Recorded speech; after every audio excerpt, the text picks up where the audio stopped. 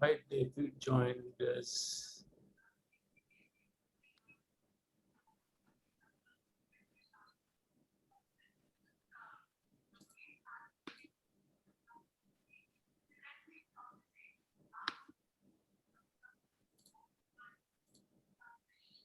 Hello, Hitesh. Hello, sir. Good afternoon. Good afternoon. कैसे हैं? बढ़िया sir. How are you, sir? Fine, fine, fine. All well. Must be very busy sir, with your sessions. Yeah. Early morning 3 o'clock तक चलता है यार. Oh, it's too much. हाँ, 3 दिन हो गया है और 6 तारीख तक झेलना है इसको. Oh, बाप रे. मतलब 3 सेशन है, एक सेशन का गैप है बीच में. Okay, okay. आज 2:30 बजे वाला ज्वाइन नहीं कर रहा हूँ, 7:30 का है. Okay, okay, okay, sir. फिर 10:30 बजे खत्म होगा, 9:30 बजे खत्म होगा, फिर 12 बजे 12:30 बजे फिर शुरू होगा 3 बजे तक. 2 घंटे की गैप है in between.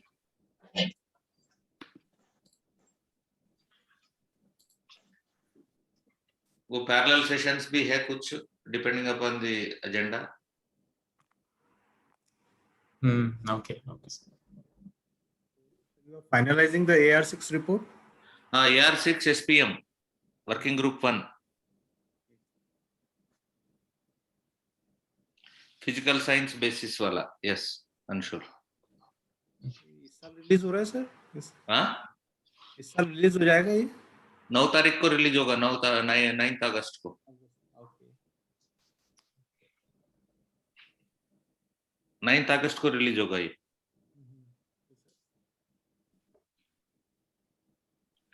IPCC press conference करेगी 9 को.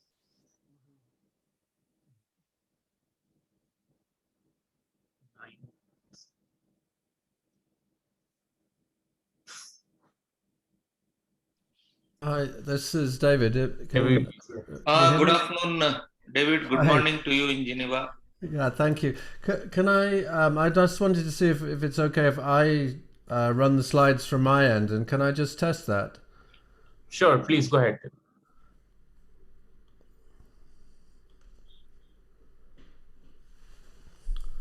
Yeah. Yeah. Okay. So you can see the screen okay? Yes, 100%. Perfectly all right. Perfectly all right. Brilliant. Thank you. So I'll stop sharing. Great.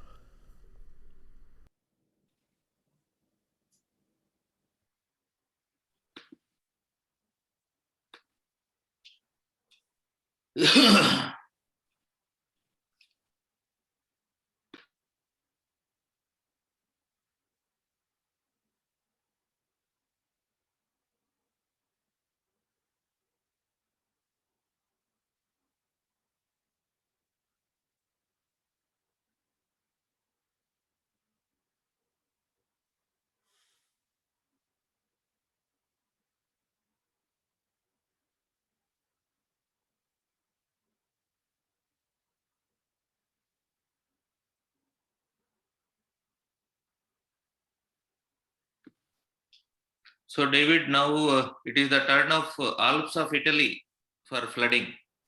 Yes, it's never ending, it seems. Yes, it is shifting. It is shifting.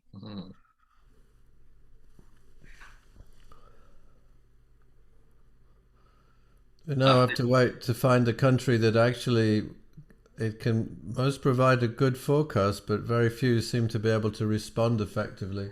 Yeah, this time that is the surprising part. Forecasts were there even in Germany, but response was not to the expected level. Yeah, I think Pata said it very well last week that he, when we look at extremes, which are so extreme, people just can't comprehend them, so they're not prepared. So even when there's a forecast that say it will be very bad, they don't realize what the very bad is, and they don't have any experience of it. So it's hard to actually get people to respond. And maybe this is something we we all really have to work on is how to get people to understand the real extremities, the outlying risk, which is a real possibility. And I think this is a challenge, and it's part of, I think, what I want to talk about today in terms of impact-based forecasting. That Correct. you have to imagine the unimaginable today. Yes, yes. Anticipating the impacts at the local level due to extreme weather event is a challenge, you know. Absolutely. I mean, working with a team in Sri Lanka, and I think one of the important lessons for us is that we have to really focus on strengthening relationships with disaster management and making sure that disaster management is working at the local level, so that it is imparting information to communities, so that communities can take the appropriate measures that they need to take. See, the agony is for cyclone, that kind of effective emergency response is set. Yes, but not for other hazards, even though warning is given. So that is the agony. Exactly. No, that's an extremely important point. So we can do the big things that we understand, and then it's the ones that we don't really understand. And I think that's true everywhere, absolutely everywhere. We're all in the same situation worldwide. So human psychology is the same. Unless and until they suffer, they will not realize the seriousness of the impact. Exactly. And that's a big challenge to get. I mean, COVID is an example, right? I mean, the way we're handling that is certainly has not been perfect anywhere. Yes. And I think it's the same thing. We always want to downplay the risk. We don't want to play it up. We want to it won't be as bad as we think, but in fact it will be worse. We have to learn to live with that and learn to respond effectively. One thing I'm very keen to see happen in our own, even where I live, we have my house, we have a bomb shelter, right, for a nuclear war. Every house in Switzerland is built like that. Yes. So we're prepared for nuclear war, but we're not prepared for flooding. And the last place you want to be is in your basement in a concrete bunker when you have a flood. So, yes. So it's like yet we used to have drills for these sorts of events. We need to go back to that. True.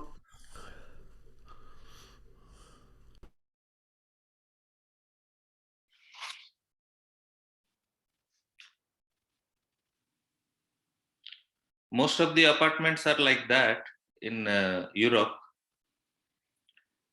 Essentially, I think it's mostly you have a basement for nuclear bomb shell. Yes, it's certainly a Swiss thing. And even though, they're almost obsolete, but somehow the building industry has persuaded the government that they should keep building them because they're very expensive. Yeah.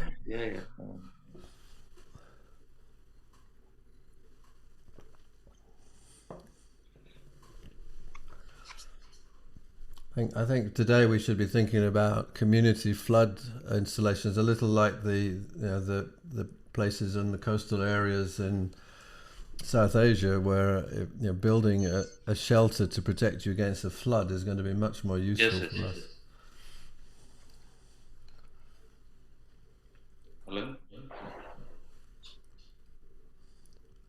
Hello, tell me.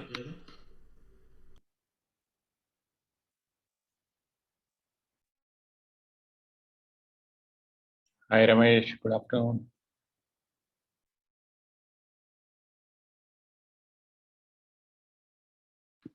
Good afternoon, Srini. Hi David. Hi Srini, good afternoon. Good morning. All set for you.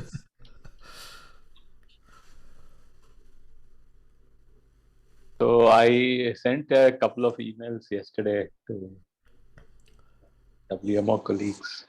See. Yeah, I saw. Yes, yeah. Hopefully they'll respond positively. Yeah.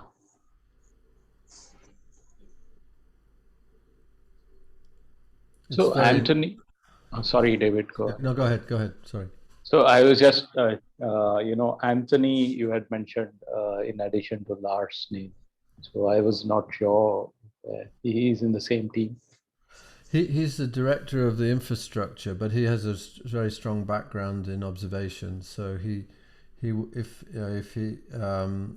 have interacted with him from our bank projects on observation. So I think he would be a good alternate to Okay. Lars. But Lars is definitely the right person to have as the first choice. Okay. Yeah. Thanks. We will, depending on Lars' response, we'll get back to one of them. On the other side, of course, is that Rob Varley has actually been working on these issues for WMO. So, I mean, he's been contracted by WMO. So I think, if worst comes to worst, he in a way is a WMO. Yeah. Can speak. Well, I can't speak on behalf of them, but can certainly represent their ideas because he's very familiar with what they're doing. Yes, David. Yeah, I think that's.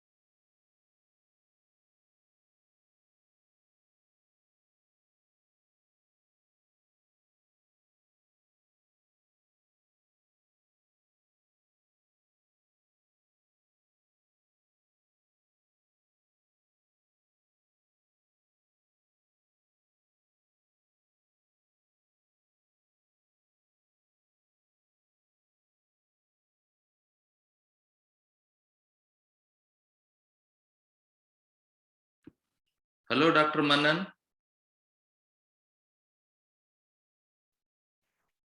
Good afternoon, sir. How are you, sir?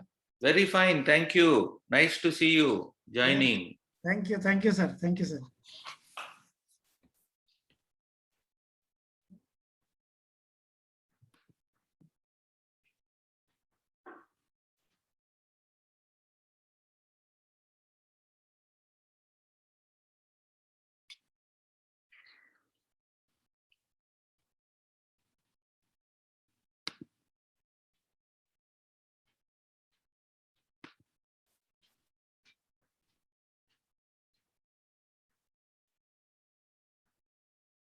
Good afternoon, Alice.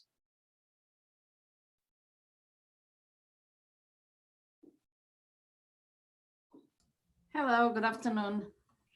Yeah, fine, thank you. Thanks. Hello, Daichen. Good afternoon.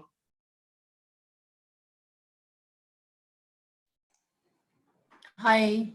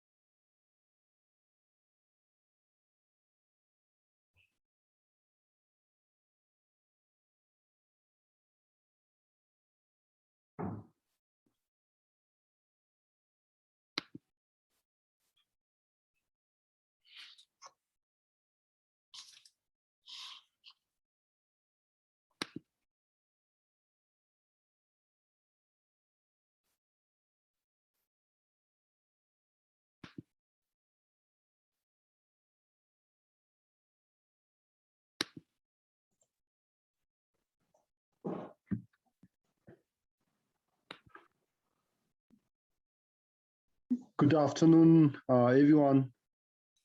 Good morning to David and Alice. So is my voice audible? Yes, Tencho, very loud and clear. Okay.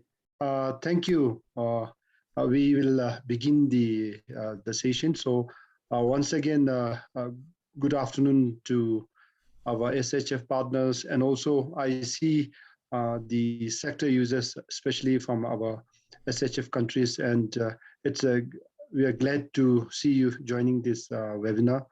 Thank you for participating in this webinar. So welcome everyone for this SHF second series of webinar. This is the second webinar, implementing impact-based forecasting and warning services.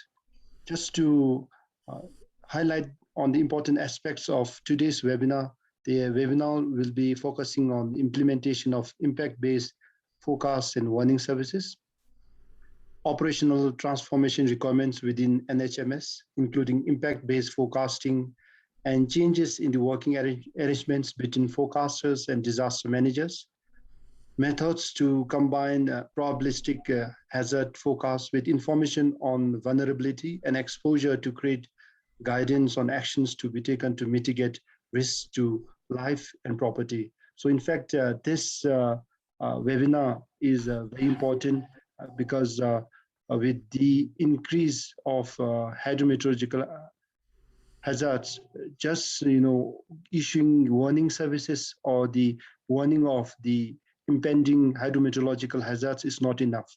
So the impact associated with these hydrometeorological hazards has become very important, and I think today we will be listening to our speaker, Dr. David Rogers, on the importance of implementing the impact-based forecasting and how it could be useful to the user sectors and to the disaster managers. So with this, I would like to invite Dr. Ramesh Rhymes for the opening remarks. The floor is yours, Dr. Ramesh. Over to you. Thank you, Dencho, and very warm welcome to all distinguished panelists and the attendees.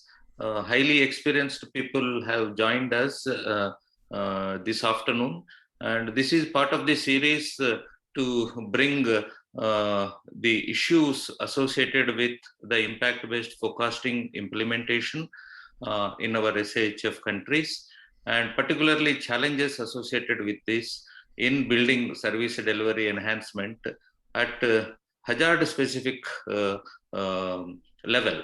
So it is a big challenge. A lot of local knowledge and local geometry and local topography plays a significant role in building and socioeconomic attributes associated with the location of incidents of extreme weather. So here now we are seeing events, meteorological event triggering a hydrological event triggering a geological event. So it is multidisciplinary impacts are happening in a particular location depending upon the local conditions. It is a big challenge to interface meteorology with hydrology and geohydrology ultimately for landslides, and a lot of learning needs to be done. And in this process, we are very fortunate to have a highly distinguished speaker today in our midst, Dr. David Rogers. And I call upon Dencho to introduce the speaker of the day. Thank you and welcome once again to all distinguished people to this webinar of RHYMES under SAHF platform. Thank you. Over to you, Dencho. Thank you, sir. So I'm glad to introduce our today's webinar speaker. He's a very renowned speaker, Dr. David Rogers. He's the lead meteorological consultant with the World Bank. Dr. Rogers' career in meteorology and oceanography spans more than 4 decades. He has authored over 100 papers and books on meteorology, oceanography, and related fields. He has held numerous senior appointments, including Chief Executive of the UK Met Office, Vice President of Science Applications International Cooperation, Director of the Office of Weather and Air Quality Research at National Oceanic and Atmospheric Administration, Director of Physical Oceanography at Scripps Institute of Oceanography, Associate Director of the California Space Institute, and President of the Health and Climate Foundation, which he co-founded. Thank you. So I invite Dr. Rogers for his talk. Dr. Rogers, the floor is yours. Thank you very much, Chencho. So I'll share my my screen. I hope everyone can see. Just confirm you can see everything. Yes. Thank you. Super. So basically today I'd like to give you sort of an overview of how impact-based forecasting and warning systems should work. And what I'm going to present has actually been developed over nearly the last decade, based upon workshops that we've conducted through the bank and the work that colleagues in the Met Office, WMO, the Austrian Weather Service, CMA, and others. And I'm pleased to see Chomo U and colleagues from Myanmar here today, because a lot of the work we tested with our colleagues there in trying to develop the basis of an impact-based warning system. So I'm looking forward to sharing our ideas and welcome a lot of questions from you. Probably one of the most important questions will be, how can we actually provide an impact-based warning system from a forecaster's point of view, from a meteorological point of view, that it's really difficult to imagine how you expand on providing basic forecasting services, meteorological forecasting services, to include all this other information that we need to provide an impact-based forecast. And of course the answer is, it's not possible for a forecaster, a desk forecaster, a bench forecaster in the Met Service to do this on their own. This really involves a lot of many different actors, as has already been mentioned by Dr. Ramesh. And I think this is our big challenge, is how do we build a system that is really cross-government? It is challenging in every country. It doesn't really matter where you are. The difficulties of one government department working to another are real, and they have to be overcome if we're really to make impact-based forecasting services work effectively.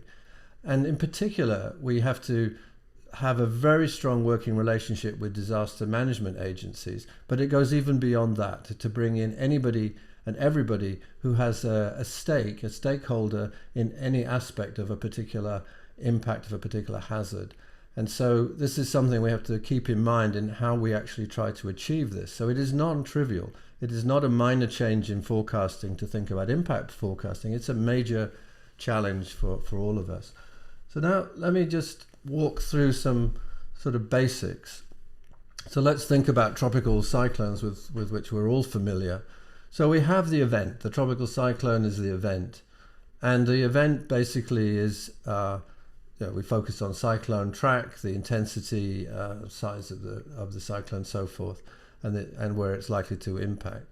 But we have to extract from that information about the actual hazards that are embedded in that system. Storm surges, the flooding that can happen, the inundation that can occur.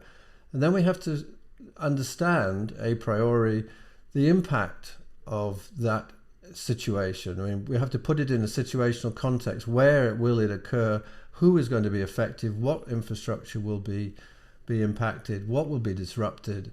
And what kind of damages are likely to occur? And this part is the very difficult bit. This is the bit that is not the meteorologist's responsibility, but without understanding this, it's extremely hard to be able to mitigate the impact of a particular hazard. So the last part is then about reducing the risks. And if we look at, for water resources, for example, we have rainfall, or the lack of rainfall for that matter.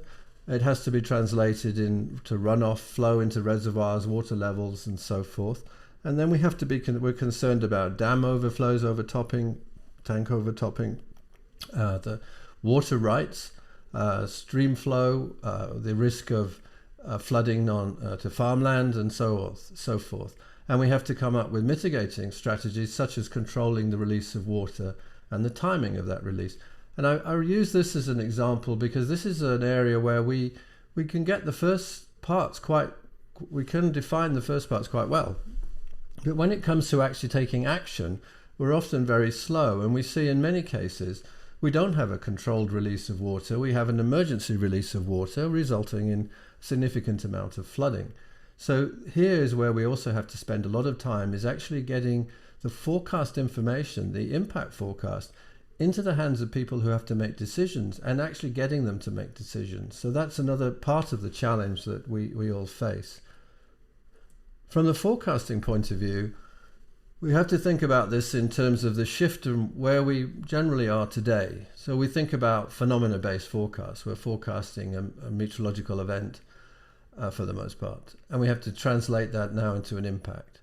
We think about product-based services, so the product being a forecast, but we really have to shift now into the decision support services that are needed, the actual assistance that's needed by the decision maker, how to support them. That requires that, for example, we see in some countries that not only do they have forecasters, but they also have meteorological advisors, and those advisors are playing that role in supporting the decision support services. And we have to shift from a meteorological threshold of how much rain into something about the impact of that. And I'll show some examples in a moment. And another very, very important aspect is a shift from determinism to probabilistic forecasting. And this is we discussed this last week when Pato was talking about ensemble prediction. The ability to look at the probabilistic forecast. A probabilistic forecast is very, very important when it comes to understanding the likelihood of an impact. And so this is a very important part of the shift, which is within the gift of the forecaster and the meteorological services to provide. I use this, my picture of an island, a fictitious island, and we use this a lot in training, and we use this to sort of set the scene for how we should be thinking about forecasting. We're not providing a general outlook and general forecast, but we're looking specifically at the threats to different entities within this system. So let's just take a few simple examples here. In the ocean part of the island, we have 3 examples of 3 different kinds of vessels. So we have a large vessel on the left-hand side, top left-hand side. We have a fishing fleet on the top right-hand side, and we have a fishing fleet on the bottom left-hand side, small boats which are operating in many places. So the ones at risk are really the ones in the bottom left-hand side in terms of their vulnerability based on the size of craft and the type of operations that they take. But if we look also at communities, we can see that the community perhaps living in the mountains in the middle of the island on the left-hand side are actually prone to landslides, and the community to the far left may be a resort, which is, well, there may be visitors who are not indigenous to the island who will have very little understanding of the local meteorological conditions or how it might impact them, so they may need extra care. So my point here is that we need to look at specific assets to see how they are vulnerable. So our forecasts are tailored to the specific needs of each community and each particular aspect of our society. Our typical forecasts are based upon the severity of the hazard. So in this case, I have 2 locations, X and Y. We have a rain warning, a yellow rain warning for accumulations of about 200 millimeters within the next 24 hours in these 2 areas. That's useful information to a point, but it's not obvious what the impact of that would actually be without understanding that. So we move on to the next level of service, is to think about a threshold defined by users. In this case, a yellow rain warning is an accumulation now of 150 millimeters at the point X in 24 hours, and Y is 250 millimeters in 24 hours. There's only one warning, and that's the warning for X, because that's the only area that's likely to be impacted. Y is not particularly vulnerable, so there is no warning given, even though there's a high rainfall amount. But it doesn't still have enough meaning in terms of what is actually likely to happen. So we move from the warning based upon the threshold to a warning based on the impact. So now what we really mean is a landslide warning. And here we're giving an orange landslide warning based upon an accumulation of 150 millimeters in this particular area, with an advisory about what is the likely impact, the risk of injury, loss of life, property damage, road closures, etc. And of course, the information can become very specific depending on the particular locale. In the next one, this is basically how we're looking at what we call the cascade of hazards. So I don't want for anyone to look at this in too great a detail, but basically we go from events like tropical cyclones, monsoons, convective rainstorms, etc. And we look at primary, secondary, and we can call them tertiary hazards or technological and biological hazards, because when we moved that far downstream, we're tending to look at things that are more related to technological infrastructure damage and biological outcomes. And just to simplify this, we can see this in terms of the cyclone event producing high winds, producing storm surges, producing flooding, landslides, and cascading on down to damage to power lines, and ultimately to potential for infectious disease outbreaks as a result of standing water in a lot of communities. When we think about impact forecasting, we have to think about the whole system. And so this graphic is intended to give you the sense of how everything is interdependent. So you can have damage in one place. We can actually, for example, we could damage a road, and that road is a critical link to a power plant. And that means that we can't get supplies to the power plant. So we actually have power loss not because the power plant was flooded, but because the road was damaged. And we have to think about all of these types of things when we're looking at impact-based forecasting, because the impacts may not be as direct as you first imagine. And so it's important to have sight of how all of society is functioning. Now, of course, this immediately draws your attention to the fact that it therefore involves a lot of different people and a lot of different actors in different sectors who have to contribute to our understanding of the risks. And this is, in a way, the critical part. And Shiramani has already asked a question about, how do we talk about this, the severity of an impact? We don't know the severity based upon a particular high level of rainfall, but we should be trying to gather that kind of information. The what ifs. What if we have 200 millimeters of rainfall? What will it do in the water sector? What would it do to the transport sector, and so forth? And we have to, that's part of the problem, is to build our understanding of vulnerability and the exposure of our assets. And I'll come to that as we go forward. So the system is something like this. It's a multi-hazard impact-based forecast and warning decision support system. It's made up of those who have the weather information, the meteorological community, hydrological information, the geophysical information for landslides and other geological events which are hazards. And we have to bring all those pieces of information together and bring that together with information about the vulnerability of the population and the exposure of the population to those hazards, and bring that together into an information system that allows us to inform users, all users.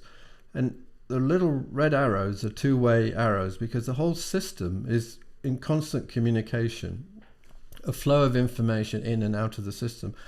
Unlike a hazard forecast, an impact forecast, if you take action to remove somebody from the exposure to the hazard, the threat has gone away. So we have to keep that in mind, that we're actually updating a warning system on a very frequent basis based upon the emergency response or the actions of the public or others to mitigate their risk. So if people are removed from the hazard forecast, the risk-based forecast, actually will go from, say, amber to yellow or green, because you're no longer at risk. And this is something we have to keep in mind, and why it's not a one-way process, that we're constantly updating the information. So it's not enough for the meteorologist to say, here's the forecast, to the disaster management, go and do something. You have to get the feedback to understand, if you're putting this system together as an impact-based forecast, you need to understand how that impact is changing during the life of the event.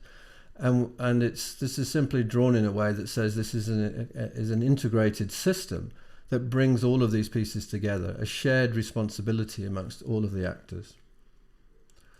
So I want to talk now about how we set up impact-based warning system. And sort of without apologies, I like very much the Météo alarm system which has been set up in Europe. So I'm going to use that as an example, as a sort of backdrop to my following remarks. So the first step is we need to have a common framework for warning services.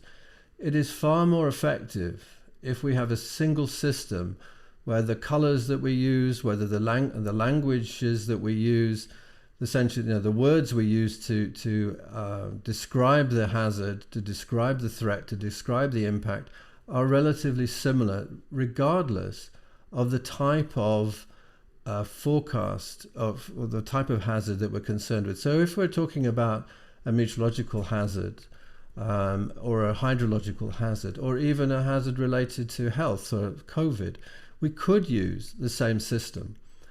We don't at the moment, but we could, and we probably should. And the reason for that is that from an understanding point of view, people really need to have a simple way of understanding the risk. We have so many examples. Comes to mind, for example, the difference between a tsunami and a storm surge. They are different from a physical science point of view, but they're both about water, and they're both about the risk of drowning. So you don't need the user, the person who is likely to be impacted, to be trying to decide whether they're dealing with a tsunami or a storm surge. They really need to know that they should, take appropriate action based upon the impact, which could be high waves and a risk of inundation and a risk of loss of life. And so it's important that we try to bring the language to some sort of common framework. Now, I'd like to spend a few moments sort of drilling down into this system. So this is an internet-based warning system, and it's for all well, not all, but many countries in Europe decided to work together to produce a common system. And the reason for doing that was so that because people travel a lot, well, they did travel a lot before COVID. And so you have a lot of people who are not experienced in the local information that might come from one or other country. This approach brings that information into a common format so that whether you come from Bulgaria or Norway, you have the same understanding of the risks that you may face wherever you might be in Europe. And as we drill down, we begin to see that the detail. So, for example, in the case of all of these countries, they have essentially produced shapefiles for particular, essentially there are political boundaries within a country that are easy to identify with a particular, it's easy to have the sort of political local governmental structures. So for example, in France, there are 100 departments, so there are 100 units to identify the different risks. If we drill down, this is now an example of one particular department, the Department of Marne, and it's for flooding. And I just draw your attention without getting into too much detail in this, but it's basically the warning information is an impact-based warning. It talks about flooding is possible. It talks about the traffic conditions that could be difficult, disruptions to railways, power outages, the weakening of dikes, and about basically what could how it might impact you. Now, this is a very new system. In the past, they issued a flood warning, but they didn't really tell you much about what the impact might be. And as we gain more and more information about the infrastructure that is at risk, we can become more and more specific about that kind of warning. Another example from Wales, this is about high temperatures from last week, and high temperatures for a country like Wales, at least, and what to expect. So it talks about the adverse health effects experienced by those who are most vulnerable to heat and so on. And it gives you a lot more insight into what might happen and what action, therefore, you should take to protect yourself. So now, the next step is to think about how we identify the events and hazards. And this is actually based upon the work that, as I mentioned, we were working with our colleagues in Myanmar. So with the Department of Meteorology and Hydrology, we identified some of these issues. And this example is one in which I'm just going to drill down into one of these. So they're for a monsoon. So it's the same thing, just looking at one part. So of concern would be the primary hazard is wind, rainfall, lightning, a break in the monsoon. A secondary hazard would be flooding, coastal flooding, flash flooding, landslides, and a lower amount of rainfall that might occur when you expect higher rainfalls. We can expect as a tertiary level at the technological, biological hazard, damage to dams and structures, submerging of paddy fields, insect and pest problems, loss of infrastructure services, transportation, schools, hospitals, energy supply, communication, infectious disease outbreaks, sediment transport into the reservoirs.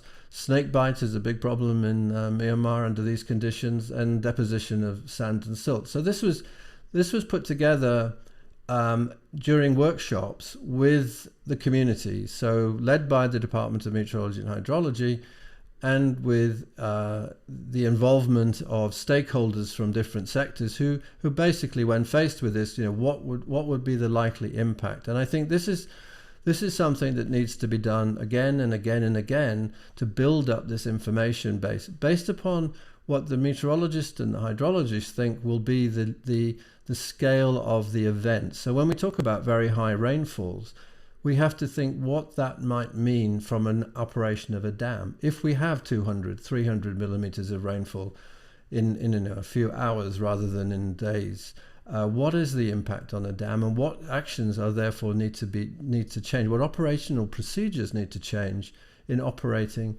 those facilities?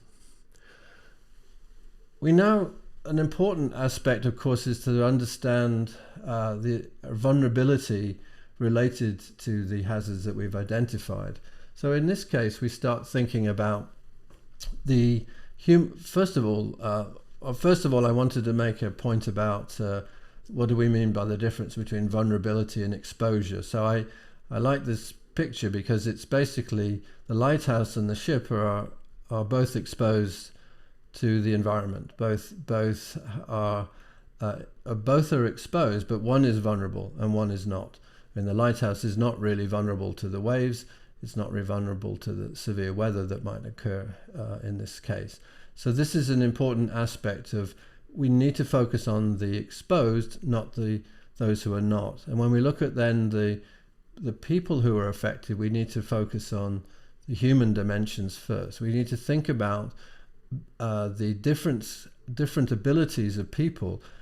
A warning that's given to everybody at the same time may not be very effective if there's a large number of people who can't evacuate or they can't seek shelter because of their ability. And we have to take that very much into account. And we need to understand that at a level of detail that makes it possible for interventions to occur that target the individual. Our forecast ultimately, our impact forecast, is about protecting everybody, and therefore it has to become more and more specific to the needs of the individual. This is not something that happens overnight, but it's something that we should be working towards. We also have to think about the infrastructure, and as I've already mentioned, the sectoral interdependencies. So we have to look at the weaknesses in our key infrastructure. And that goes from everything from the bricks and mortar, the buildings we have, but also to the financial systems. I mean, are we robust enough in terms of financial transfers to protect the society when it's impacted, and so on? And also, are we prepared in terms of the services, the emergency services, health services, and so forth? Now, the fourth step is, how do we develop impact and risk matrices? How do we put all of this together?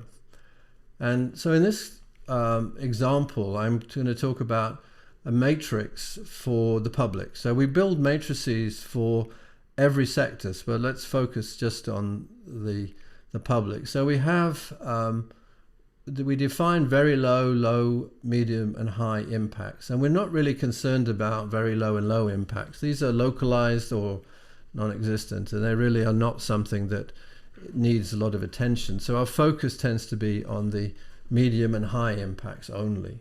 So we have to think about, in medium impacts, we start to think about what is going to happen in a medium impact. For example, isolated food shortages, water contamination, and so on in terms of flooding.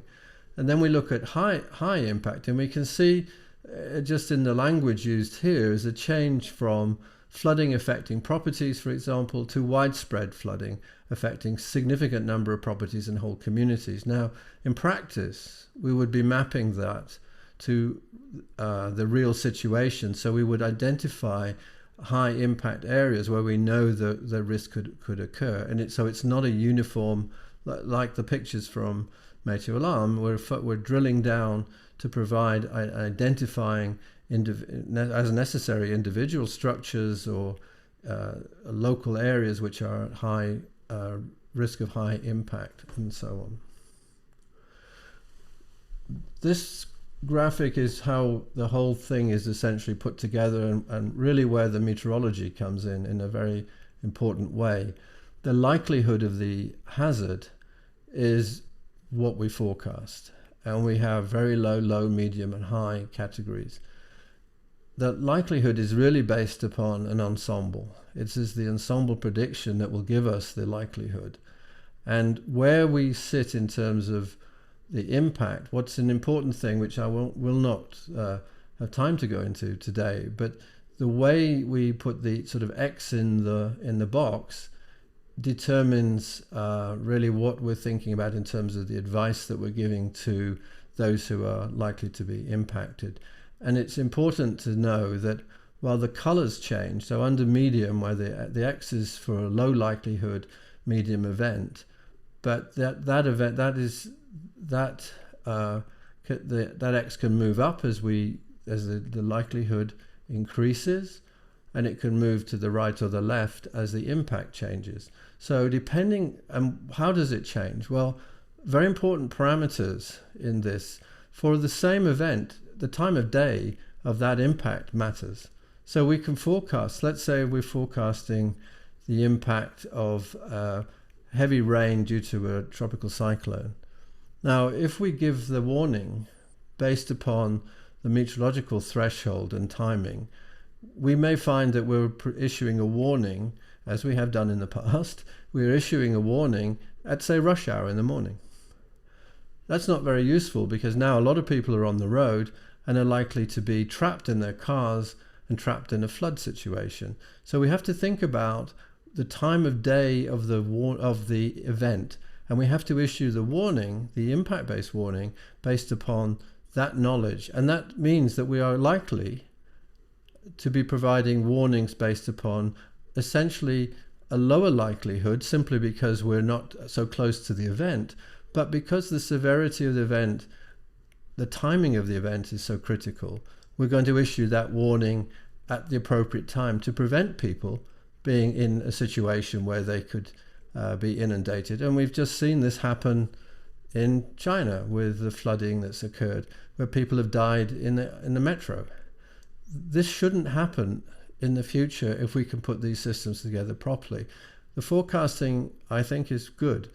The weather forecasting is good. But the ability to utilize this information in terms of the impact is not so good, and is not being used as well as it should be. Despite the fact that we've been working at this for a long time, we still have very, very far to go to make this work properly. So the next step is, how do you develop the advisory matrices? Because it's all very well, we have all of the information now, we're able to provide, we understand the impacts, we understand how what the hazards are and their impacts, but we now have to be able to provide both the warning and the action that should be taken.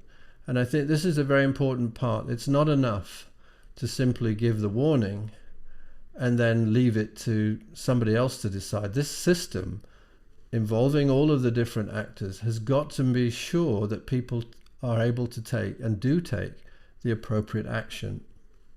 The example from Germany a few weeks ago with the catastrophic flooding, what I'd read, and I haven't contacted my colleagues at DWD, but the DWD said, well, we issued the warnings, we issued the forecasts and the weather warnings.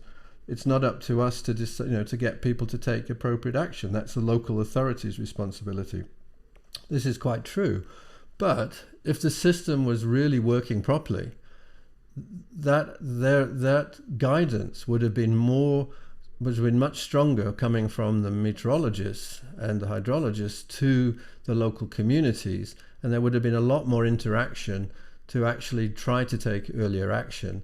So there is, in a way, a complete failure of the system.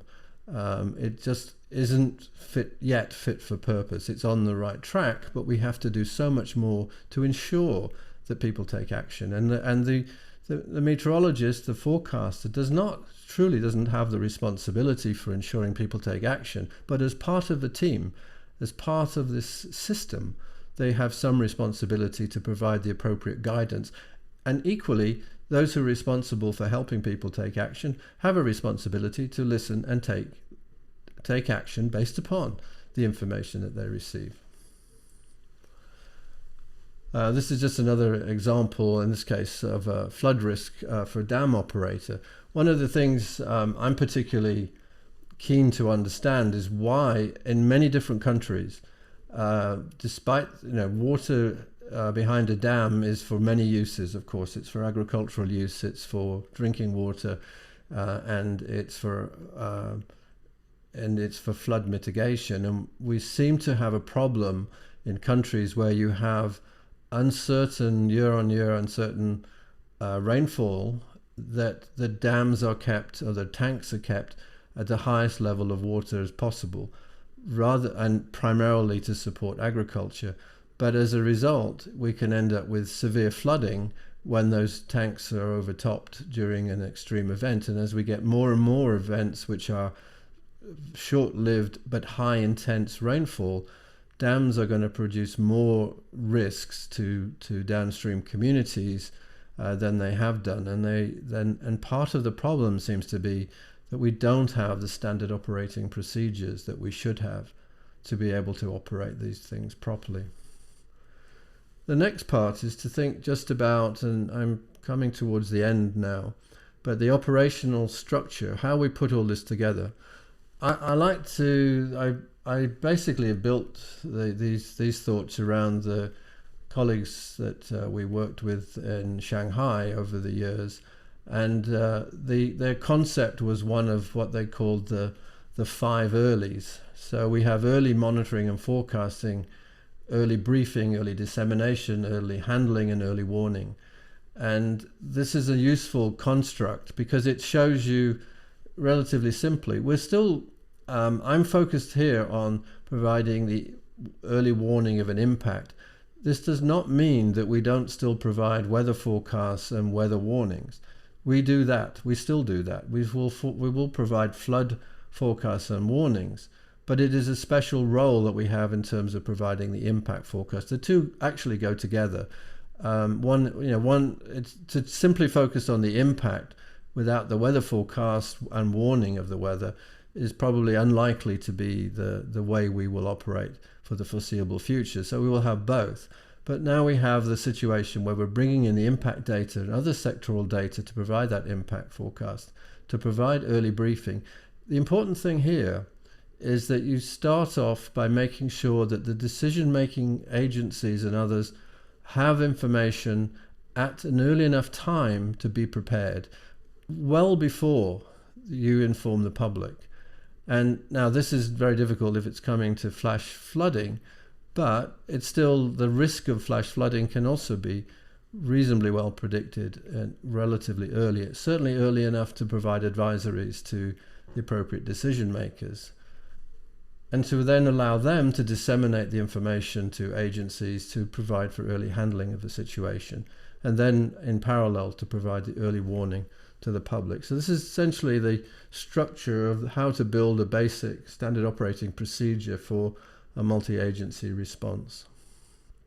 Finally, we just come to the notion of, what does it take to build this system? So there have to be commitments, and these are commitments between agencies, close cooperation. So we have commitments from the sort of agency heads, but we need to have really close operational cooperation among agencies.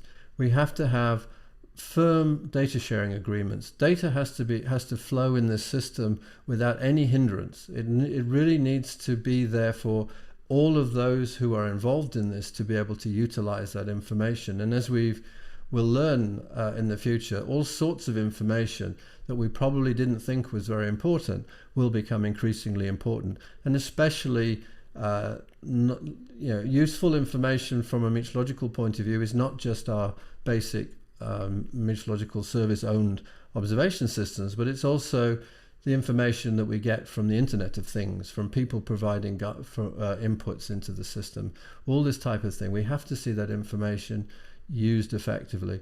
And I've starred training. I mean, training is vitally important for this to work.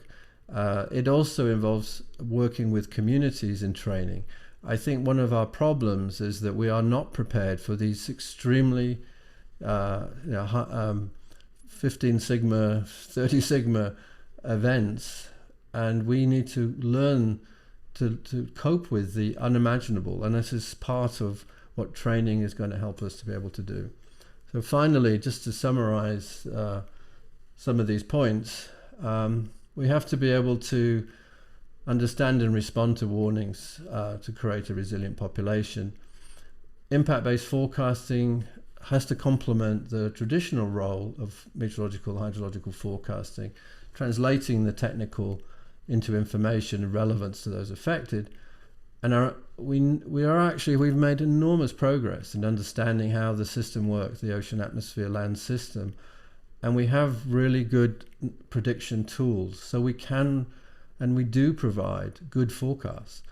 The use of ensemble prediction is extremely important to give us insight into the likelihood of hazards, and to use this knowledge coupled with the information about what and who is likely to be affected will help us provide more actionable forecasts and warnings. Last point is that there are a couple of resources, some of which you may already have, which is WMO 1150 on the guidelines on impact-based forecast and warning services. This was written in 2015. There is an update in the works which has disappeared at the moment from site, but the basic guidance in this document is still valid. It's still appropriate. It's still probably the best thing to use to start thinking about how to build a forecast service.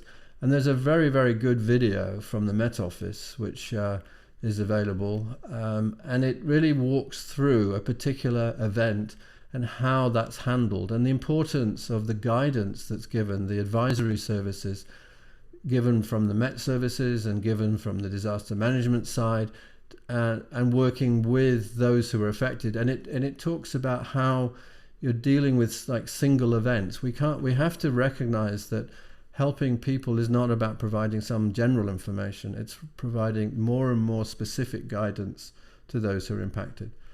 And with that, I thank you very much for listening.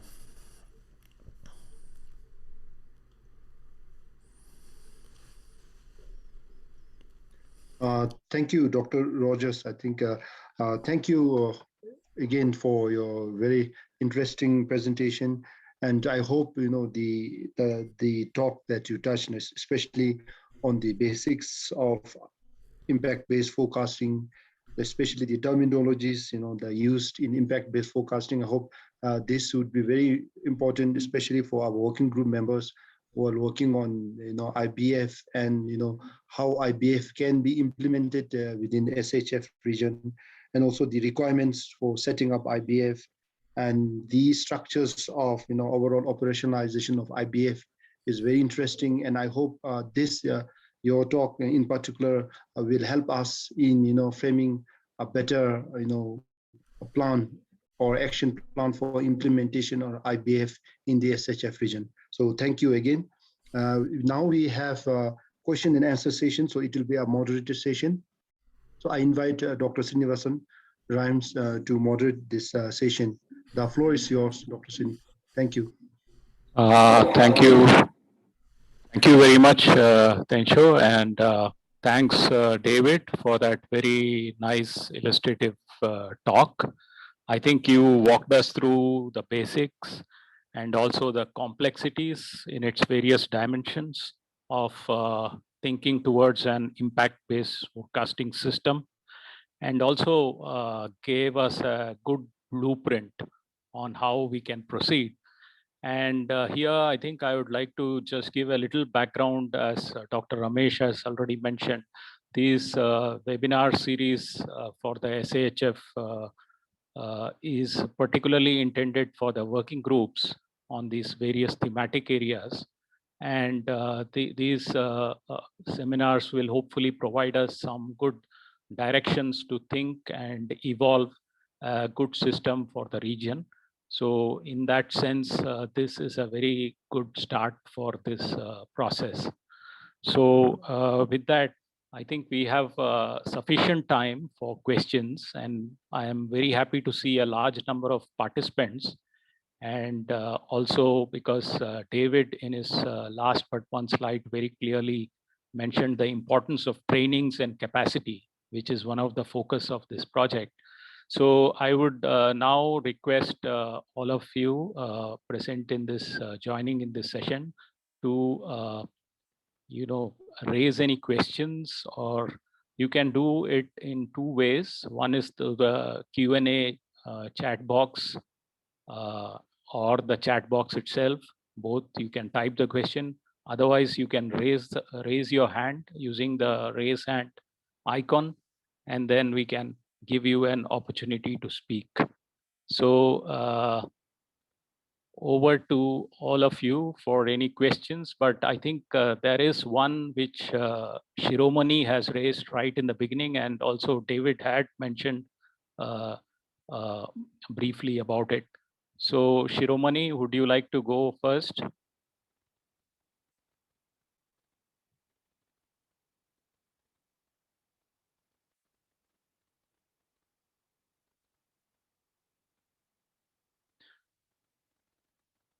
So any other questions?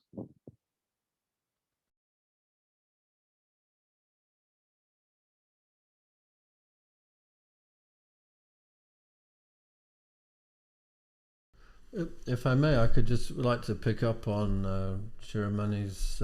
Please go ahead, David. I mean, and as she said, how can we determine the severity of the impact when we're experiencing very high intense rainfall at present, such as 200 millimeters of rain in 1 hour received in Chengdu in July? And this is a really important question. And it's at the heart of our problem, and the reason why it seems that despite all our efforts, we're still unable to really protect lives, not just infrastructure, but the very basic lives of people. And I think it comes down to the issue that I was trying to raise, that when we look at vulnerability and exposure, we have to be realistic. We have to, we on our side as meteorologists, we know that we can have, as Dr. Pata said last week, we can have these 30 sigma events, but we also know that we can't forecast them. But we know the trend, and we can, at the moment we're good at extremes, but not the kind of extremes that we're experiencing. But nevertheless, because we know that, we should be working with our disaster management partners and others, infrastructure owners, to actually, in a way, imagine the unimaginable. We have to think about what could happen and make sure that we're providing the kind of guidance into the infrastructure decisions. So we need to look at the way subways work. We need to look at the way all sorts of infrastructure currently works and say, well, what if now we're going to have, as Shiromani has said, what if we have that kind of level of rainfall? What is at risk, and build that into our systems so that we are aware of what could happen. It's well within our capability to do that, and I think but we're not willing to accept that. And we see this very often in a lot of the discussions on risk, is that we have a population of worldwide of people who seem to want to take risks and not really mitigate those risks. And we see it with COVID. We need to be more responsive and responsible by understanding these extremes are real and can happen, and we need to be better prepared for them.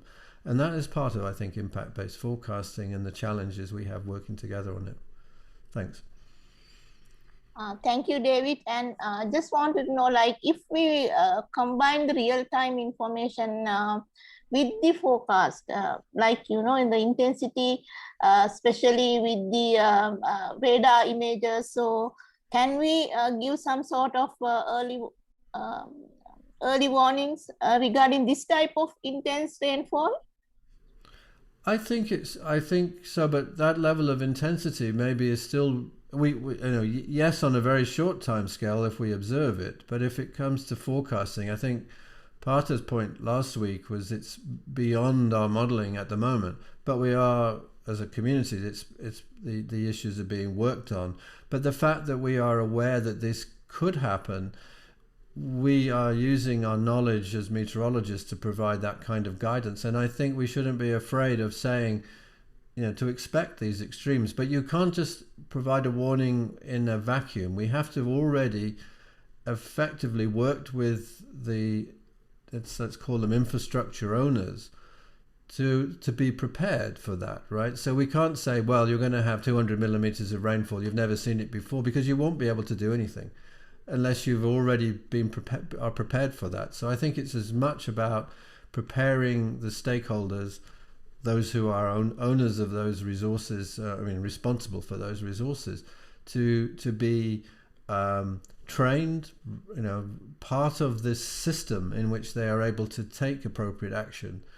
Otherwise, we can provide the forecast and we'll still have poor outcomes. Okay, thank you. Thank you, Shiromani and David.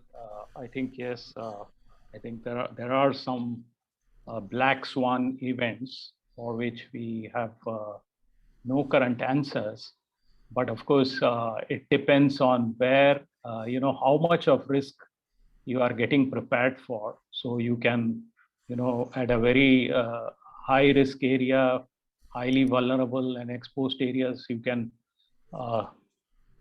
plan for a higher sigma level preparedness. So that's one thing. And also when you are prepared to some extent, then you can also mitigate to some more extent in such cases. So that's one thing. But we have several questions in the chat box now. I think the next one is from Singhe Dorji. Singhe, you want to speak up or should I read out your question? So his question is the IBF used only during extreme weather events? And then connected to it is, if an agency does not have probabilistic or ensemble-based forecasting, can IBF be used? David, over to you. So in practice, if we recall that risk matrix I showed, so it shows you the different warning levels. And we have likelihood against the impact. We tend to only use that for medium and high impact events. So it's less about extreme weather and it's more about whether you have an impact. You could have a moderate weather system, but if it could have a high impact. So it's more about redefining that question, saying you only use it when you have a medium or high impact, regardless of the hazard itself. So something, for example, you could have, let's just make up something. So we have a situation, we've had moderate rainfall for a long period of time, but it's destabilized a mountainside, so that a small amount of additional rainfall could produce a very high impact event, in that it could produce a landslide and significant loss of life due to loss of homes and so forth. So it's really gauging it in terms of looking at the vulnerability and the exposure rather than the hazard. The hazard could be quite modest from a meteorological point of view, but can still have a huge event. So that's how I would redefine that. So the next one was on the how IBF will. Sorry, can I just say, does that answer your question? Singhe, are you able to speak? I think he is still. So the second question from him was on agencies which don't have access to probabilistic or ensemble-based forecasts. Can IBF be still attempted? Yes, I think so. But it's just the answer is yes, and it was built around the idea of looking at a weather event, but with the with traditional ways of looking at uncertainty in the forecast. It's not ideal, but yes, you can for sure. And if you were to say, well, let's take a deterministic kind of forecast, we'd say, well, we expect this to happen now. As we get closer to events, you're going to feel that your forecast is more reliable and so forth. So the answer is yes, you can still come up with statistics on likelihood based on a deterministic approach. My hope is that people will move away from that, but that we all are in the position, and I hope through through the working group on the numerical weather prediction, we'll get to that point where everyone will have access to enough probabilistic information that will actually help them. But you can do it without that, for sure. So thanks, David. I think we have two connected questions, one from Dr. Malik and other from Sarfraz. So one of them is how IBF will be implemented in short duration weather events. I think you have touched on it. Maybe you can clarify. I think again, that comes back to the notion.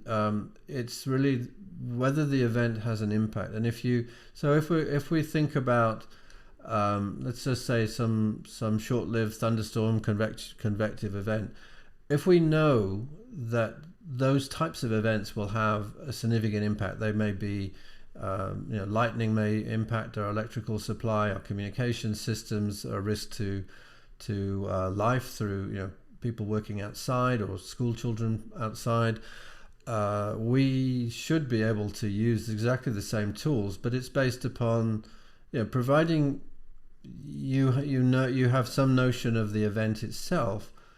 You're looking at the impact. So if there is a medium or high impact, yes, we can use these tools, and they are used that way. That's for sure. That it's not just long. It's not the necessarily just well-developed systems. It can be used for short-term events too. Thanks, David. I think we have some more questions for you. So there's one which is about cloudbursts, which is probably connected to what Shiromani also asked. It's from Sarfraz.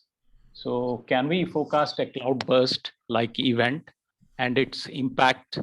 And by the way, what amount of rainfall can we say is a cloudburst? So it's a challenging question, I think, which all of us. I'm going to punt that one and say I can't answer it because I really don't know. I mean, you can say that if you are expecting cloudburst events, and if you as a meteorologist can say, well, we could have this amount of rainfall, and we would then can work with those who could be affected to understand before, in advance what the likely impact is. We can do something. But to say for sure we can kind of well forecast them is another thing. I would be hesitant to say yes, we have the answer to that. But I do still think the system itself, if I'm likely to be whatever business I'm in terms of society, if that kind of event is going to have an adverse impact, I should let you know as a forecaster that this is going to hurt, I'm at risk.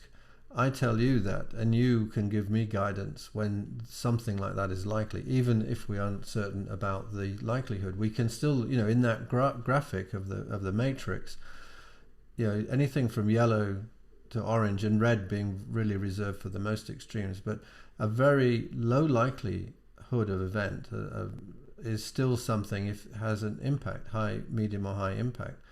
It might be yellow, but it's still something that from a user point of view is extremely useful information. I would take action if I know that my assets, my staff, whatever it is, are affected. I will do something, even though there is a low probability from the point of view of the forecastability of that event. I hope that answers that reasonably. Yeah, thank you, David. I think that was a tough one. Yes, we are all looking for it. And also, like the first webinar we had spoke a little bit on how models are able to deal with these kind of things. And I think we have one more, I think I'll ask Mandira Shrestha from EasyMod. Over to you, Mandira.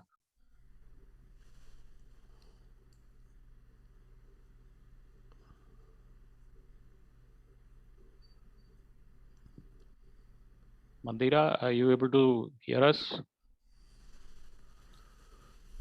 So I have the question. So the question was, you mentioned cascading events. How can IBF be implemented in such cascading events? So, for example, landslides, landslide dam outbursts, subsequent floods. Often it's difficult to predict this. So, and they said that Shamoli disaster in Uttarakhand and Malamchi disaster in Nepal. So I think the answer is by bringing together all of the expertise that you, when you're looking at these multi-hazard problems, we know that there are risks and they are cascading events. They may be cascading or they may be simultaneous events. I mean, they don't have to be one causing the other, but they are occurring together and or in a kind of cascade. I think it's possible you build the information services around that. Now, sometimes there will, so there will be a heavy rain event and a flood. There may not be a landslide, but we are primed as a team, right? So that system has all of the right players there to look into the risks, to look at the potential of one event causing another or something happening in parallel all the time. So independently, we look at landslides, we look at floods, we look at certain weather events, and we can see how they interact with each other, or we see how one may happen, a landslide may occur completely separately from any kind of rainfall event because it's the accumulation of water that's caused the problem. So it's a matter of bringing those relevant teams together under the rubric, the heading of a multi-hazard event, and I think that's a multi-hazard system, and I think that's the answer. It's sort of like not everybody doing their own thing on their own, but actually working as a team so that we actually are able to assess the ongoing situation at any time, and it's a continuous process. It's build that system, and that's how we should be operating in the future. Yeah, thank you, David. Just to follow on to that question, thank you for answering that. What you mentioned in your presentation was that, of course, we are getting better day by day in terms of our forecasting skills, prediction skills, but there's a gap in terms of reaching the users, in terms of the utility of the information that is being provided. So that's where we really need to strengthen, is what I see. So in order to really strengthen that utility of the information, that knowledge that needs to go to the end users, and here the question would be, who are the end users too? Are we talking about the last, mile in terms of the vulnerable communities and people who are at risk? If yes, then we have to definitely also, for impact-based forecasting, also package that information such that the information can be understood by these people. So what are your thoughts in terms of the need for the sound communication as well as this kind of awareness activities that would be required in terms of reaching the vulnerable? And just what would be that added amount of effort that would require to be able to have this impact-based forecasting in place compared to what we're doing now as business as usual in terms of just providing the forecast? Thank you.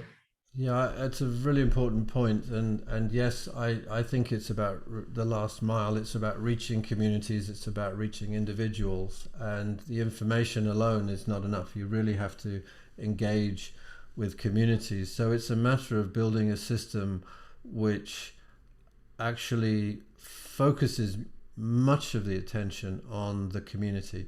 Now, are we doing that already? Well, I think in a lot of areas we do that, but we clearly aren't doing that well enough. Otherwise, we would have much less loss of life and loss of property and infrastructure. And I think it's a matter that communities become part of the team. It's not a system which is built centrally by government, but it's a system that's built from, I have a diagram somewhere which has it, growing from the bottom up and the top down. So you have the two things kind of fit together. The system itself requires a lot of engagement from communities, and communities have a responsibility to sort of a duty of care to themselves at one level. Most societies have some kind of, obviously, sort of political organization at a local level, and where that exists, it should be possible to build this system in a more effective way. I would say that we have paid lip service to that in a lot of investments. We tend to focus on sort of the central government solution, which is important, but we need to really build the other end of this, and the two meet, and where they meet, you know, we will have the information flowing correctly.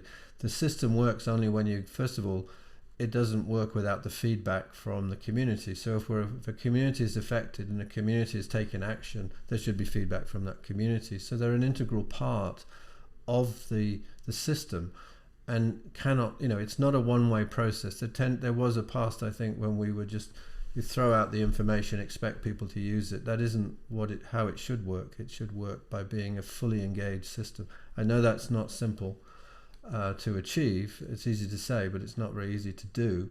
But it is where we ought to be putting much more effort. Thanks, Thank you. David and Mandira. Thank you. So I think we have one question from Deshan from Bhutan. She has mentioned that we need to develop capacity of forecasters in parallel, the information on exposure, vulnerability, and capacity to relate these three together. So we need to build all this capacity. So that's quite a challenge, right? That's a statement there, David. I think it's a challenge, and it really relates to Mandira's point that we, you know, if you don't do all of it, there's not much point. And I think the examples of the last month reinforce this. I mean, it doesn't matter where you were in the world in the last month. We have seen good forecasting and poor outcomes, and it's not going to change until we change our thinking about engaging everybody. And when we look at let's say I mean, I'm working with the World Bank, so we look at investments in different countries. We're focusing on putting investments into central government in most countries. I'm working at the moment in Samoa as well, and there we're actually talking about a much broader, it's a small country obviously, but we're looking at a kind of engagement at all levels. We know it won't work if we're simply going to produce, you know, more information. We have to make sure that people are able to utilize that information, and we need to be, and that is the driver in certainly in the Pacific communities. It's been the driver of impact-based forecasting. Is people have gone to the communities and said, you know, how do you understand the information we give you? And I just like to use this particular example from Tonga, and the story is, you know, after a tropical cyclone, they went to one of the island communities and said, you know, did you get the warning from us? Yes, we got the warning. When did you evacuate? When my house fell down. And it's an example of, you know, we get the warning, but we don't understand it. So translating information into information that people understand. And it's a very simple thing. It's not all computers and technology. It's sort of like simply saying, you know, this wind is strong enough that will blow down the palm trees. This wind is strong enough to blow down your house. You understand that. And that's impact-based forecasting at its simplest level. And so introducing simple things is also important. And that gets the community involved. The community should be part of the definition of the impact. They know better than anybody what a water level of a certain amount is going to do to their village. And when they don't understand that, then that's where you can discuss with them and improve the knowledge. Now, it means it involves a huge community, but we shouldn't apologize for that, because it's about society protecting itself. Thanks, David. I think it's very interesting, but there are some more questions. I think we have a little time. So I think I have a colleague, Ramraj, joining from Kathmandu. Ramraj, are you able to state your question? Yes, Dr. Srini. Thank you, go ahead. For the excellent presentation. This is the first time I've heard you speak, so it was very good for me. The question I have is kind of partly related to what there is one unanswered question, I guess, about not having organized historical impact data. In such cases, how will we assess historic impacts and use it for upcoming weather impact? I think this is one. I just wanted to go a little more to the basics, and apologies if you had already answered this in your presentation. I joined a bit late. Where does the role of the traditional Met service, the traditional role of the Met service stop, and where does the role of non-Met agencies commence? I don't think there is a clear line yet. They cannot be, but I believe there is an intentional overlap required to ensure this happens smoothly, because impact is something that I don't think as meteorologists or hydrologists we will understand unless we interact with the society. And interaction with society is probably not the forte or area of excellence of these services. That was one part. And the second part, you already answered a bit of it, but just to tease out further, we always assume that the starting point is information. But what about asking the community who is bearing the brunt of the disasters, what do you require? What do you need? You face landslides, you face floods. What will help you?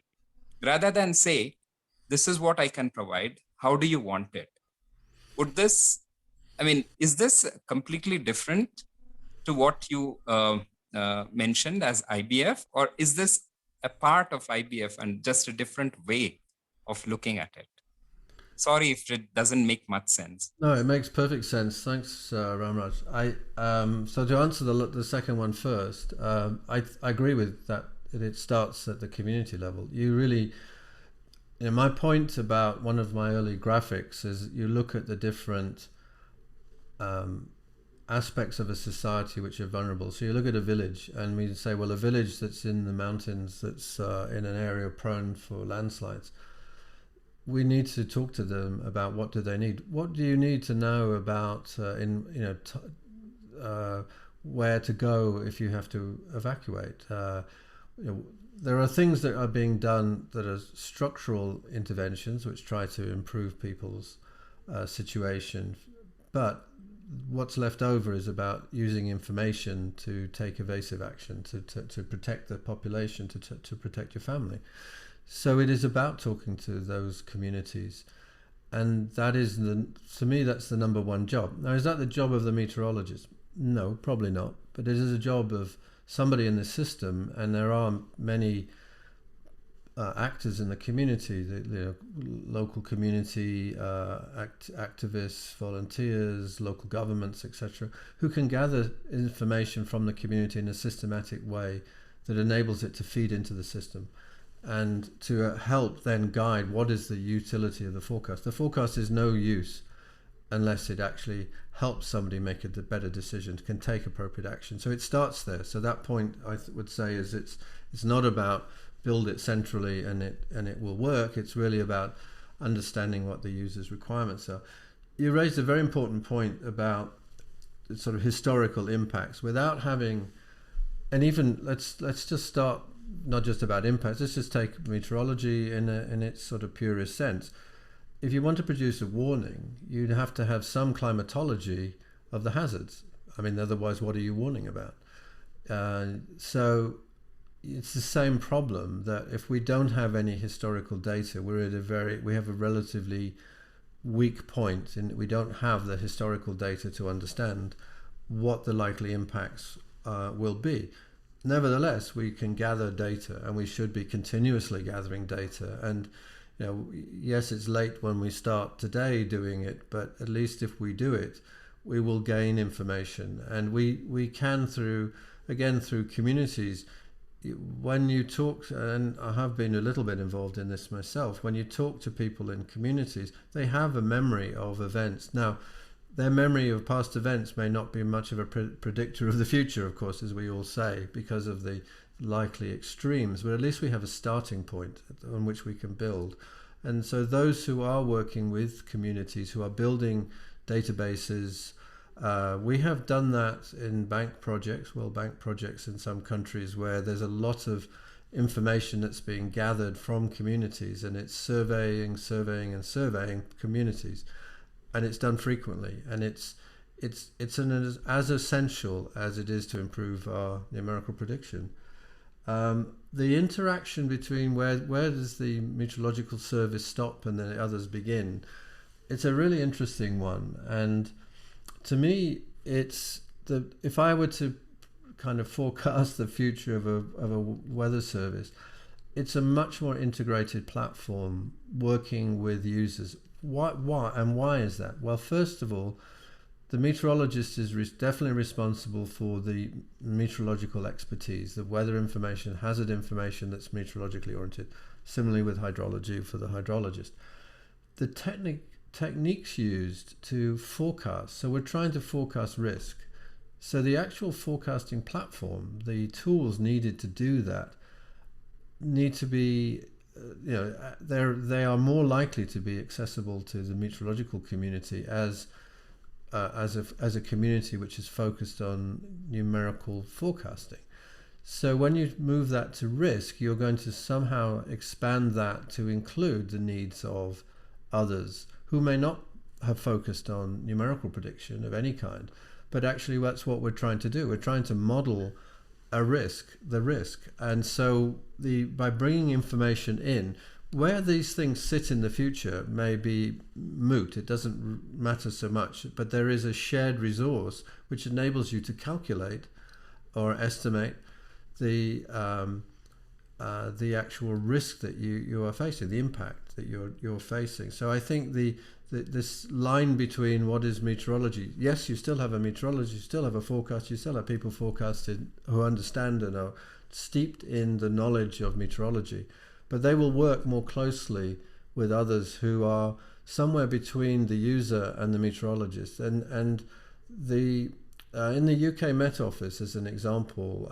they have meteorological advisors. Now, these advisors have experience of the sectors that they're advising. So they're not purely, they have a different role from a forecaster. They take the forecast. They understand what that forecast means, but they also understand what the user's requirements are. And more people, I think, will be in that category in the future. And you think about the future of forecasting, it will become more numerically based, and there will be less focus, at least this is what's happened in places like the Met Office. There's less focus on needing the meteorologist to be sort of calculating everything about the forecast. That job is changing, and so they are migrating into becoming more experienced as advisors with the communities. I hope that answered the question. Yeah, thank you, David. I think you patiently answered several questions, and it's been a very interesting discussion. In fact, the realm of forecasts and its utilization is, going to change very drastically, I think.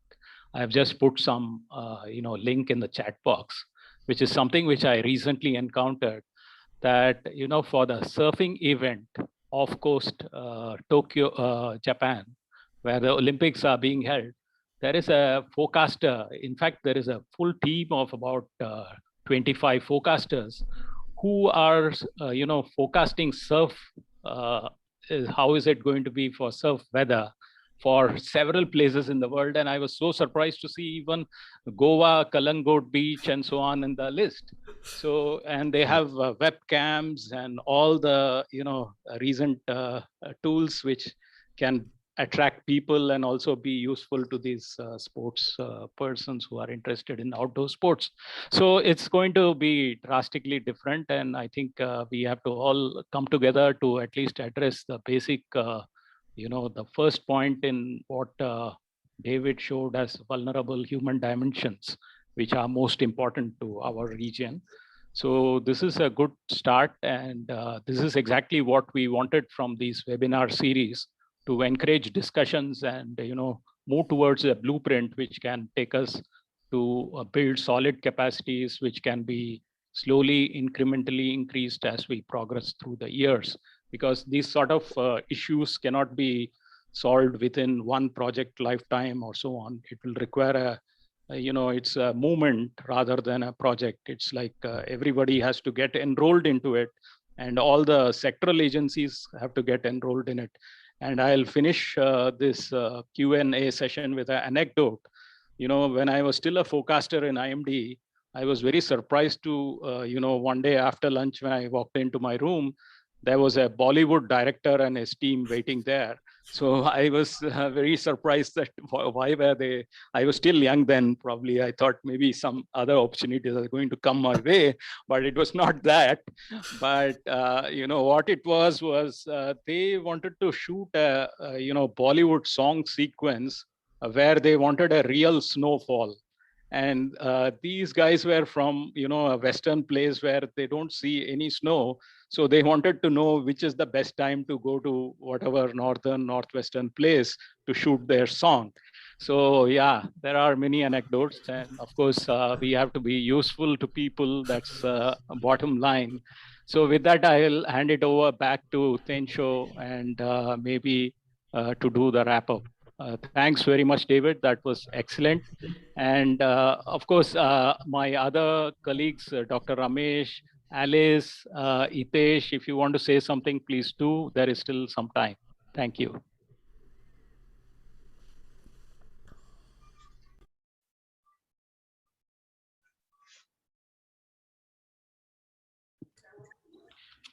This is an excellent orientation, David. It is given all dimensions of the efforts involved in building IPF service delivery platform. A lot of unknowns are there. We have to build step by step, brick by brick, all the unknowns. So long way to move to operate and build a satisfactory service. Gradually, we have to go after it. Thank you very much. Thank you, So Ramesh. maybe I'll go next. Hello.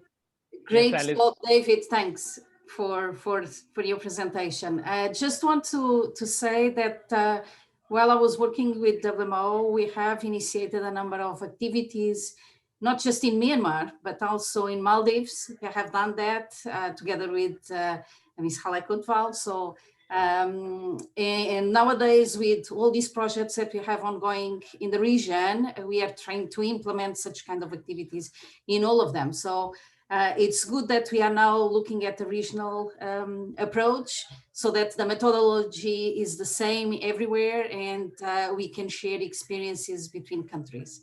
So thanks again for your talk. It was great. Thank you.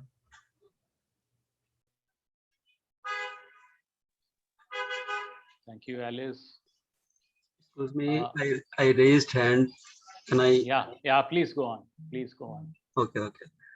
This is Dr. Kamal, working as Project Director for Agrometeorological Information System Development Project funded by World Bank in Bangladesh. It's my great pleasure to join such an important webinar, and thanks organizer, especially Roger, who presented and answered the question very nicely. Actually, the thing is that IVF is very important issues nowadays, rather than the traditional forecast. And we are also providing the forecast based on the information received from Bangladesh Meteorological Department and the Water Development Board. But my question is, for impact assessment, meteorologists need to collect some informations, and in that case, they have to depend on different stakeholders. So do you think that it may hamper to provide appropriate forecast in time, because they have to depend on some other departments, some other agencies, some other stakeholders? So how it can bring under the same umbrella so that forecaster can collect those informations to assess the real impact, and on the basis of the risk matrix, so they can provide the informations.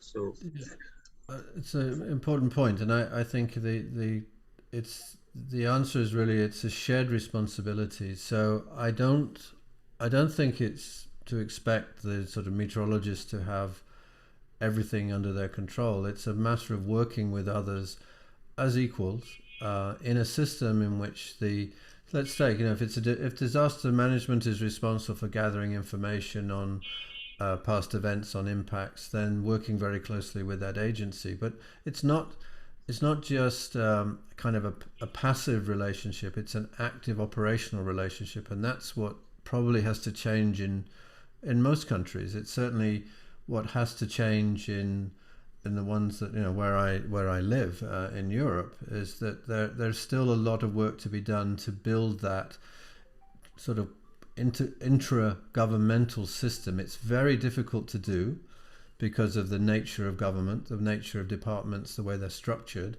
But it is about, you know, the responsibility is not the meteorologist to go and get the information on impacts, really.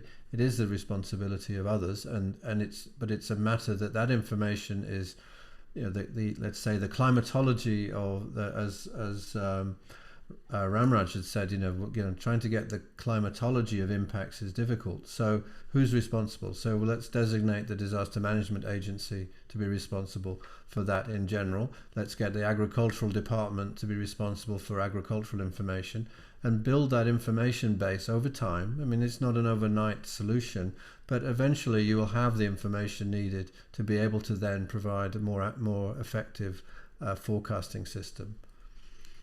Thank you, Roger. I have just supplementary comments that, you know, we have already mentioned regarding the agriculture department, Department of Disaster, and some other relevant departments are involved in this system. So it should have some umbrella or coordinating body, so that they can coordinate each other, and the impact can be assessed and the appropriate forecast can be given properly in time. Correct. Absolutely correct. I agree with you totally. Thank you, Shakabal. I think we will have more opportunities, because the working groups are just starting to formulate these things. We will be in each of the SAHF countries. We will have much more interactions to come. So this is just a beginning of our work. So thanks to all the participants. I will now turn it over to Tencho to wrap it up, and thanks to David again. Yeah, thank you, Dr. Sydney, for moderating this session, and thank you to David, and thank you to participants for asking a lot of important questions. But as Dr. Sydney mentioned, this is just a first step, and we'll be coming up with such sessions in future as well. So we have our RIMES director, Dr. Suvia, here. So I request our director for the closing remarks. So over to you, sir. Thank you. Really, it is a fabulous, session, David, for the excellent presentation. You demystified the whole process, because there is a lot of lurking questions among the various stakeholders about what is all, whether it is a meteorologist's job or it is the user institution's role, or whatever it is. So you demystified all this process. And then I think today is the day which some kind of a light has come for at least for the impact-based forecasting working group people to understand and see that it is not such a, as you mentioned, it's not a trivial kind of process. It requires a transformation at least from 3 levels. Your hazard forecasting itself is to transform from deterministic forecast to probabilistic forecast, ensemble kind of a forecast.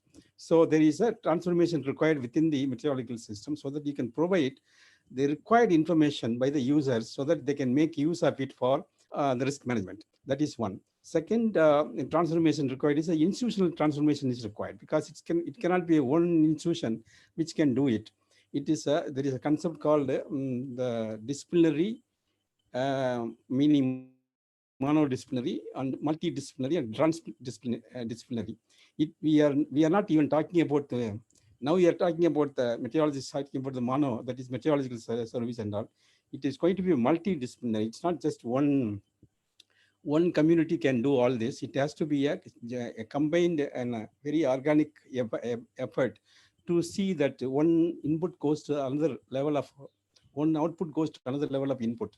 Hazard is a one output which goes to input to the hazard impact forecasting.